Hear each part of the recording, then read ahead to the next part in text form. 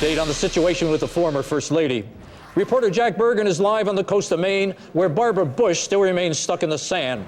Jack, what's the scene like there? Frustration is growing, Brandon. Just down the coast from here, rescuers have been working around the clock since Saturday, trying to figure out a way to haul Mrs. Bush out of the shallow sand without damaging her. But up to this point, very little progress has been made. The Coast Guard is now keeping reporters at a safe distance away, but even from where I'm standing, I can still make out the former First Lady's plaintive cries as she struggles in vain to free herself. That's terrible. Why is it taking so long for crews to free her? Mrs. Bush ran aground almost 3 days ago. Well, according to the Coast Guard, rescue efforts have been hampered by the weather, as well as the former First Lady's uncooperative attitude. Mrs. Bush's clumsy thrashing has only wedged her even deeper into sand, and she seems to be growing more upset by the minute. We've heard reports that a member of the Coast Guard was injured.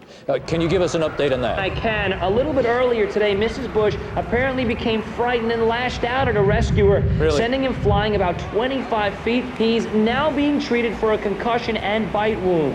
That sounds dreadful, but isn't there a way to subdue Mrs. Bush? Rescue workers did try it earlier with some tranquilizer darts, but they just weren't sharp enough to pierce her thick hide. How much longer are they predicting that the operation will take? You know, it's really hard to say. Right now, workers are just playing a waiting game. Once she becomes calm enough, the Army Corps of Engineers plans to try to lift the former First Lady out of the sand using a crane and winch. You know, the president has not yet visited the scene of the rescue attempt, but he made this statement earlier today. She is unshakable, she is unyielding, she is unstoppable. Jack, what's the best case Brandon, scenario? I'm sorry, something is happening at the shore. I can just make out Mrs. Bush's silhouette. She appears to be lurching violently now that the Coast Guard is instructing us to clear the area. This could signal that Mrs. Bush has made it to solid ground. I will get back to you. I'll have more. I need to relocate to a safer area. Jack, take care of yourself, and thank you very much.